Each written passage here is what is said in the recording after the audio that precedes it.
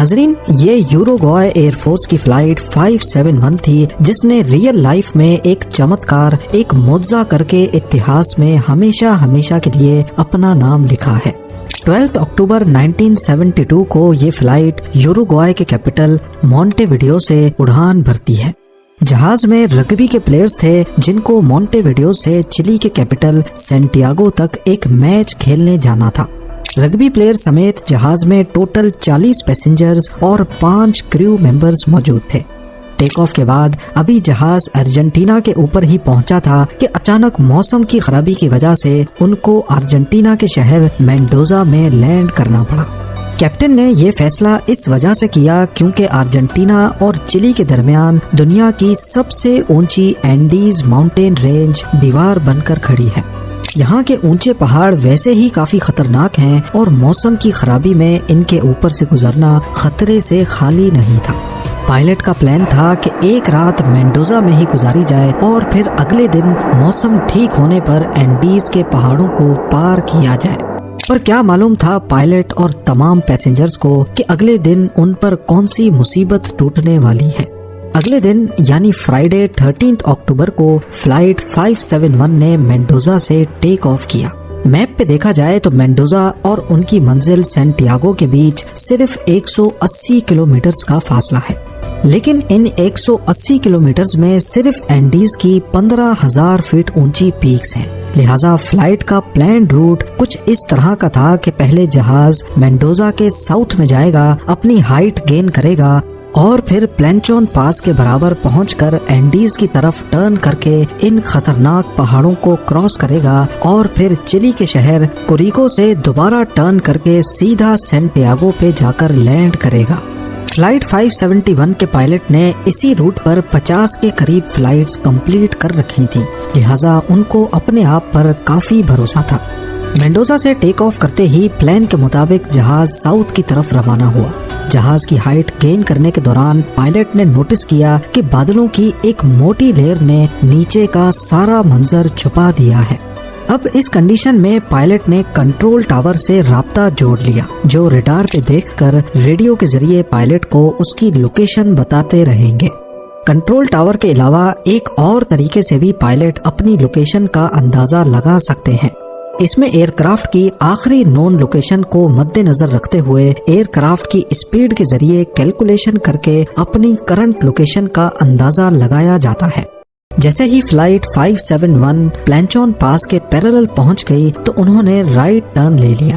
अब ये 18,000 फीट की ऊंचाई पर एंडीज के पहाड़ों के ऊपर से गुजर रहे थे।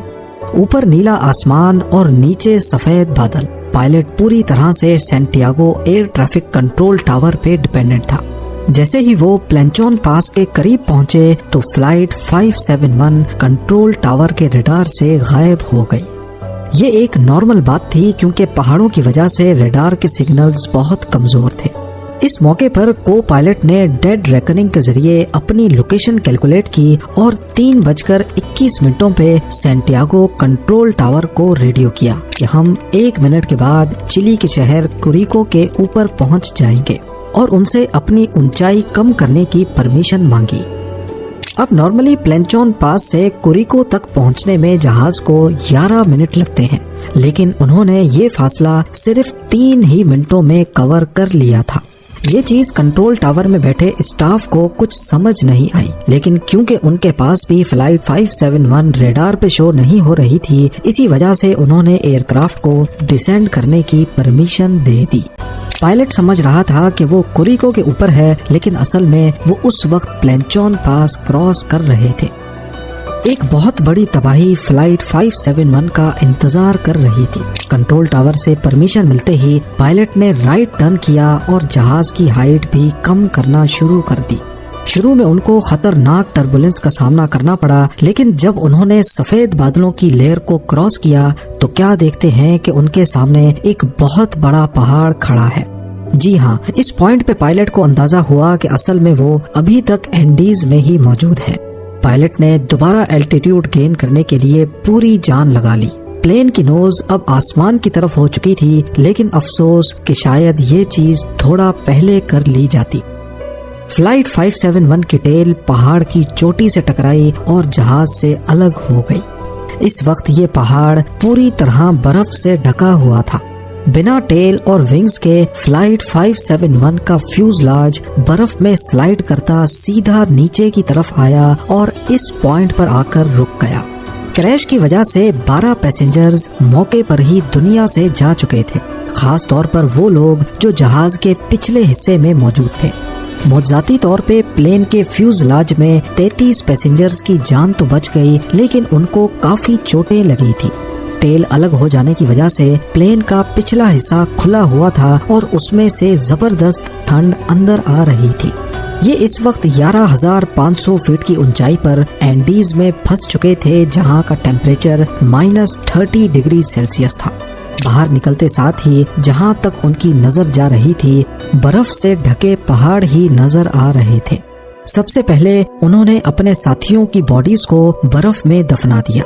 उधर प्लेन क्रैश की खबर ने चिलियन अथॉरिटीज को अलर्ट कर दिया था, पर उनको ये मालूम नहीं था कि वो असल में अर्जेंटीना में ही क्रैश हुए थे। बिना टाइम जाया किए उन्होंने सर्च ऑपरेशन स्टार्ट किया, जिसमें 4 एयरप्लेन्स ने हिस्सा लिया था। सुबह से लेकर शाम तक सस्पेक्टेड एरिया को सर्च करने के दौरान उनको ना ही कोई प्लेन नजर आया और ना ही कोई मलबा। ये एक बहुत ही मुश्किल सर्च ऑपरेशन था, क्योंकि नीचे सारे पहाड़ बर्फ की वजह से लाइट को रिफ्लेक्ट कर रहे थे। इस सर्च ऑपरेशन में यूरुग्वाय और अर्जेंटीना ने भी हिस्सा लिया और अब टोटल 11 एयरक्राफ्ट्स पूरा दिन फ्लाइट 571 को ढूंढने में गुजार देते। इधर क्रैश साइट पे बचे हुए पैसेंजर्स के ऊपर से कई बार रेस्क्यू प्लेन गुजर कर गए, लेकिन उनके लाख इशारे देने के बावजूद भी रेस्क्यू प्लेन्स की नजर उन पर ना पड़ सकी। बाद में उन्हें लगेज बैग से बर्फ पर क्रॉस भी बनाया, लेकिन रेस्क्यू प्लेन्स की नजर फिर भी उन पर नहीं पड़ सकी।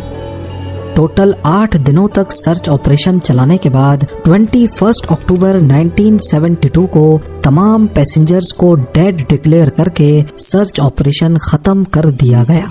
11वें दिन क्रैश साइट पे मौजूद पैसेंजर्स को कॉकपिट में ही एक रेडियो मिला, जिसको ट्यून करके उन्होंने खबर सुनी कि उनको ढूंढने के लिए चलाया जाने वाला सर्च ऑपरेशन अब बंद कर दिया गया है। जहां वो लोग पहले ही इतनी मुसीबत में थे, वहीं ये खबर उनको मजीद अफसोस में डाल गई।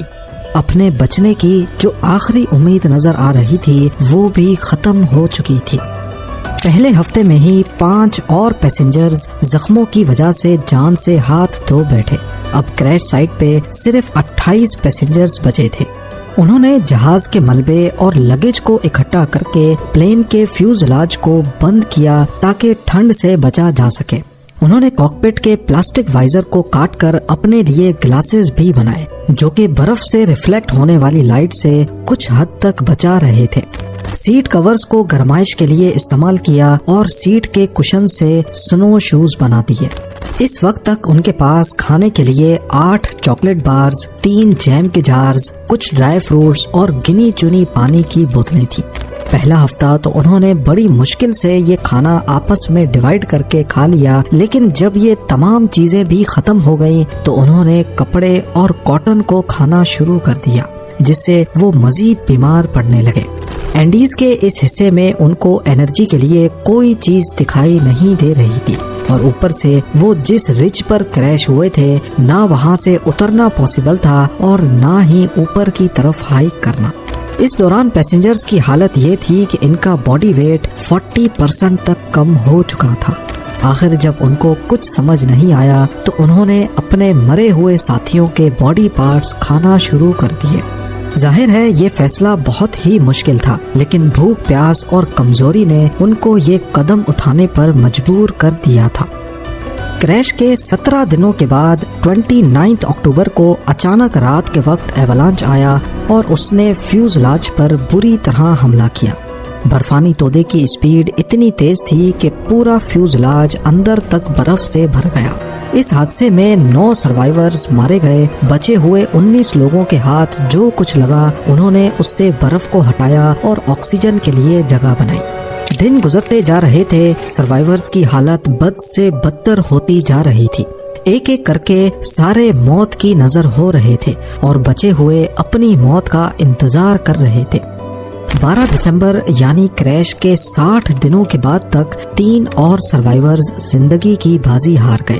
اب پیچھے بچے 16 لوگوں کے پاس صرف 2 آپشنز تھے، یا تو وہ اپنے بچے ہوئے دن گننا شروع کر دیں یا پھر ہمت کر کے ویسٹ میں موجود اس ورٹیکل کلف کو کیسے بھی کر کے ہائیک کر لے۔ 12 دسمبر 1972 کو 3 رگبی پلیئرز پراڈو، کنیسا اور ویزنٹین نے ویسٹرن پیک کو ہائیک کرنے کا ارادہ کیا، اس امید میں کہ پہاڑ کی دوسری سائیڈ گرین ویلی ہوگی جہاں سے شاید کوئی مدد مل سکے۔ یہ ایک بہت ہی تکلیف دینے والی ہائیک تھی کیونکہ نہ ہی ان کے پاس پروفیشنل گیئرز تھے اور سب سے بڑھ کر ٹیمپریچر -30 ڈگری سیلسیس تھا۔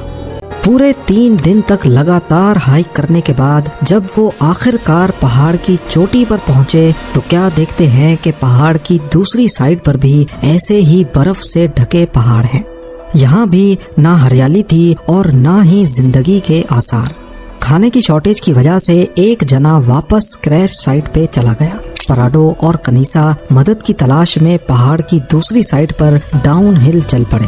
اگلے 10 دنوں تک ٹریکنگ کرنے کے بعد اور 61 کلومیٹرز کا سفر بری حالت میں گزارنے کے بعد آخر کار وہ ایک ویلی میں پہنچے جہاں پر ہریالی تھی، جانور بھی تھے اور ندی بھی بہہ رہی تھی۔ سب سے پہلے انہوں نے ندی سے پانی پیا، تبھی ان کو ندی کے اس پار گھوڑے پر ایک شخص دکھائی دیا۔ ندی کے شور کی وجہ سے وہ اپنا پیغام اس شخص تک نہیں پہنچا پا رہے تھے۔ گھوڑے پر بیٹھے اس لوکل کو آئیڈیا آیا اور اس نے ایک کاغذ اور پین کو پتھر میں لپیٹ کر ندی کے اس پار پھینک دیا۔ پراڈو اور کنیسا نے اس کاغذ پر سارا ماجرا لکھا اور واپس پھینک دیا۔ وہ شخص گھوڑا بھگاتا ہوا یہ لیٹر چلین اتھارٹیز تک لے کے گیا۔ پہلے تو ان کو یقین نہیں آیا کہ 2.5 مہینے گزر جانے کے بعد بھی پلین کریش کے سروائیورز ابھی تک زندہ کیسے ہو سکتے ہیں، لیکن اتھارٹیز نے فوراً پہلے پراڈو اور کنیسا کو ریسکیو کیا اور ان کی مرہم پٹی کرنے کے بعد ان سے تفصیل میں انٹرویو لیا۔ 22 دسمبر 1972 کو یعنی کریش کے 72 ڈیز کے بعد 3 ہیلی کاپٹرز پراڈو اور کنیسا کی نشاندہی پر کریش سائٹ تک پہنچے۔ پہاڑ کی یہ چوٹی دیکھ کر پائلٹ بھی حیران رہ گیا کہ ان 2 رگبی پلیئرز نے بنا کسی گیئر اور ایکسپیرینس کے یہ پہاڑ کیسے سر کیا ہوگا۔ آخر کار فیوزلاج میں موجود تمام سروائیورز کو ریسکیو کر لیا گیا اور ان کے مرے ہوئے ساتھیوں کو وہیں پر ایک بڑی قبر کھود کر دفن کر دیا گیا۔ اس قبر کے اوپر کچھ پتھر رکھ کر ایک میموریل بنایا گیا جو اسی حالت میں آج تک وہاں پر موجود ہے۔